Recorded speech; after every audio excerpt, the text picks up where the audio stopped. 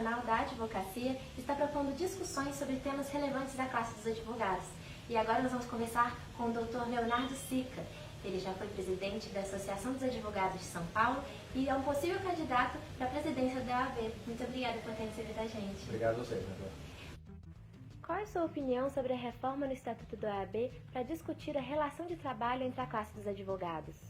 A gente precisa adequar a legislação nossa, que é o nosso estatuto, para abarcar todos os tipos de trabalho do advogado hoje em dia, que especialmente no estado como São Paulo, um estado muito grande, de muito mercado de trabalho, existem dezenas de maneiras diferentes de exercício da advocacia. Então a gente precisa adequar o estatuto a todos os novos formatos de prestação de serviço do advogado. O senhor é favorável à eleição direta pelo Conselho Federal da OAB? Eu sou favorável à eleição direta por várias razões. Uma delas é aproximar a advocacia da OAB Nacional. A advocacia hoje em dia está muito distante das seccionais estaduais, onde há eleição direta. A advocacia já está muito distante das estaduais, o que se agrava em relação à nacional, porque essa aqui era participação no processo eleitoral. Não é? E o pressuposto básico de participação democrática ainda é o voto. É a principal maneira do cidadão, no caso o cidadão advogado, participar é o voto. Então eu acho que estudar uma forma de eleição direta para o Conselho Federal, talvez eleição direta com voto facultativo fosse o melhor, porque o voto obrigatório também não me parece muito apropriado para cá. Seria uma maneira de elevar a legitimidade e a representatividade da OAB Nacional. Sobre a contabilidade da OAB ser realizada pelo TCU, você tem uma opinião sobre isso? Tem uma opinião sobre a questão da transparência, que toca até uma primeira coisa que você falou, né? Dizem assim, há 1 milhão de advogados, né? Nem isso nós sabemos. Se são 1 milhão, são 900 mil, são 1 milhão e 100, porque esse cadastro, sequer esse cadastro é aberto. Esse cadastro que deveria ser, todo advogado deveria saber. Então esse é um número que os dirigentes da OAB manejam. Tem 1 milhão, pode ser 900, pode ser mais, nós não sabemos. Então é importante saber quantos advogados são, onde estão esses advogados, o que eles fazem. E a questão da transparência aqui, ela se desdobra para as contas, né? A OAB é uma entidade que presta um serviço público, é um serviço público não estatal, então seja uma condição favorecida no desenho institucional brasileiro, que recebe verbas significativas do exame, são 3 exames por ano, e das anuidades, e essas verbas, elas precisam ser submetidas a uma forma de controle externo. Não sei se o TCU é o melhor caminho, porque aí haveria uma questão jurídica, porque o TCU ele fiscaliza recursos públicos. E aqui a gente não está falando de recurso público, está falando de recursos de uma categoria profissional, mas recursos compulsórios, né? Os advogados são obrigados a pagar. Então nós teríamos que estudar sim uma forma de controle externo que passe por órgãos independentes e que possam abrir as contas, né? Recentemente, muito recentemente no Piauí, um grupo de advogados obteve uma decisão judicial forçando a seccional do Piauí a abrir as contas para os advogados. Não para toda a população, porque também não é o interesse dos médicos ou dos engenheiros consultar as contas da OAB, mas é um interesse de todos os advogados. E o que o senhor pensa a respeito da proposta do interstício para o retorno das autoridades da República para a advocacia ter um intervalo maior para 4 anos? É a quarentena, né? É a quarentena. Então existe aí em toda zona em que exista tráfego entre o público e o privado, a gente tem problemas em todo o país, não é só no Brasil, né? A gente tem problemas de influência, problemas muitas vezes mais graves de corrupção.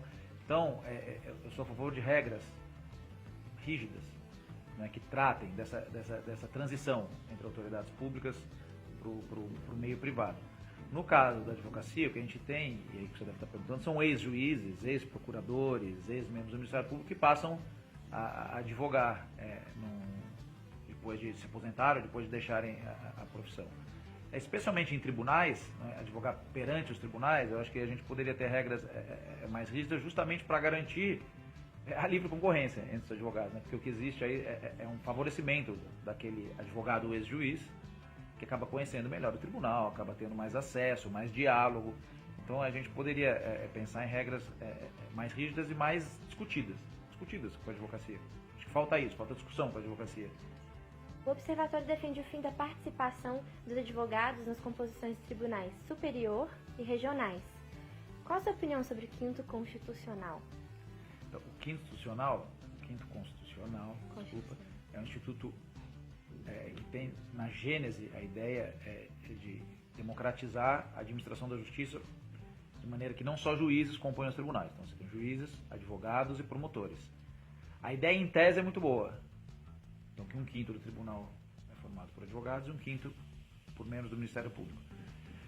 Porém, o que a gente vê na prática é que essa função muitas vezes ela não é cumprida. Essa função não é cumprida e acho que o problema ele não está no instituto em si, está nos critérios de seleção, nos critérios, por exemplo, que a OAB usa para selecionar quais são os advogados que vão integrar o tribunal em nome da classe dos advogados, né?